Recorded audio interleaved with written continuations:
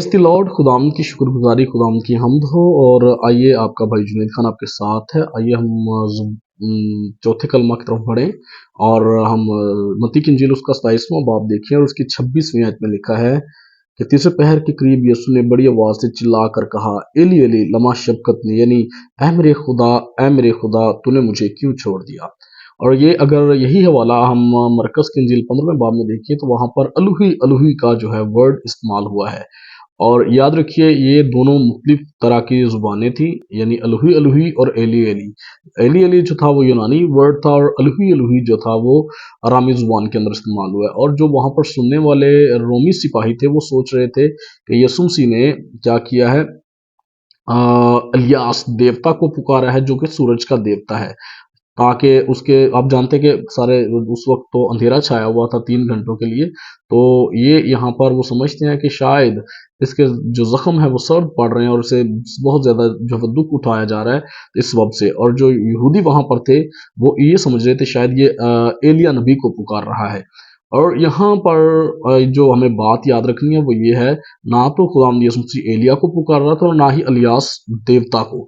ठीक है, तो यहाँ पर यीशु मसीह ने क्या किया है, यीशु मसीह ने वो आयत जो है उसको विर्द किया है जो ज़बूर 22 की पहली आयत। अगर आप देखें तो वहाँ पर ये लिखा हुआ मिलता है, ज़बूर 22 उसकी पहली आयत में लिखा, ऐ मेरे खुदा तूने मुझे क्यों छोड़ दिया।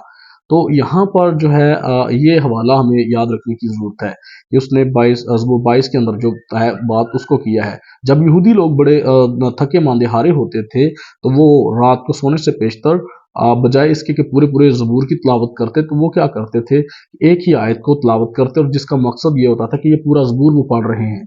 और यहाँ पर आपको जो बात मुझे और आपको याद रखनी है वो ये है कि यीशु मसीह ने भी इस अकेली आयत को नहीं बल्कि इस पूरे ज़बूर की जो है वो एक तरह से तिलावत किया। और इसमें याद रखिए ये फतह मंदी का ज़बूर है।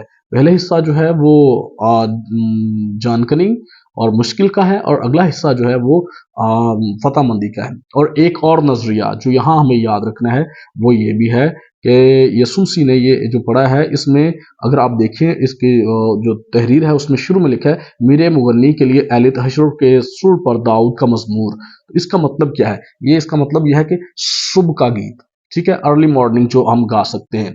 तो एक तरह से ये यीशु मसीह के हवाला से ये भी है कि ये एक नए दौर के आगाज के लिए जो है वो ये कलिमा है कि पुराना जो कॉवेनेंट है उसको अब वो पीछे रह गया और अब नए कॉवेनेंट में हम दाखिल होते हैं। और याद रखिए, पहले 3 कलिमात जो हैं वो यीशु मसीह ने दूसरों के बारे में कहे और चौथे कलिमे में फौरन से एक ख्याल जो है वो फौरन से एक नए कॉवेनेंट को जो है, एक नए अहद को जो है वो शुरू कर दिया है।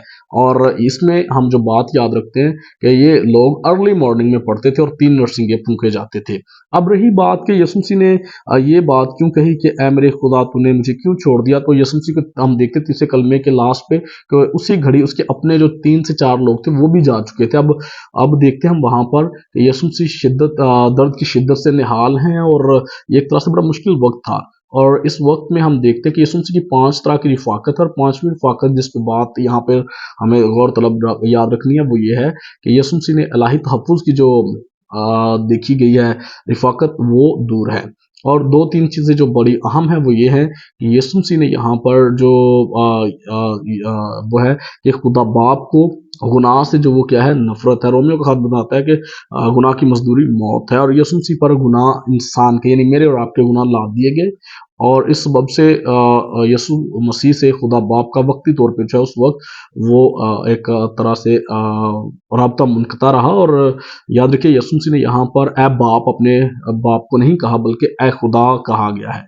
और दूसरे नंबर पे याद रखिए, खुदा आदिल और मुनसिफ है और जो खुदा ने वादा किया कि गुनाह की मजदूरी मौत है और खुदा ने वहाँ पे अदल और इंसाफ का जो है वो तकाज़ों को बरकरार रखा है। और तीसरी और अहम बात जो हमें बड़ी याद रखनी है कि यीशु मसीह ने इफ्जी होकर बिल्कुल उसी वक्त जब यहूदी लोग जो थे वो अपने बैल बछड़ों को ज़िबा करने वाले थे, यीशु मसीह ने अपने आप को पेश कर दिया है।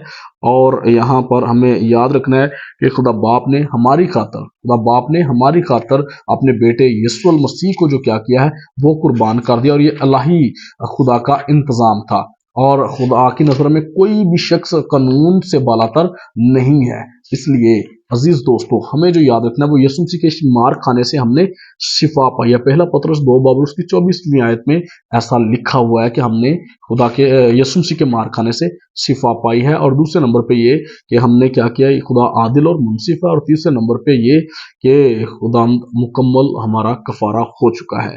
خداوند آپ کو برکت دے۔ آئیے یہ باتیں دوسروں کے ساتھ بھی شیئر کریں۔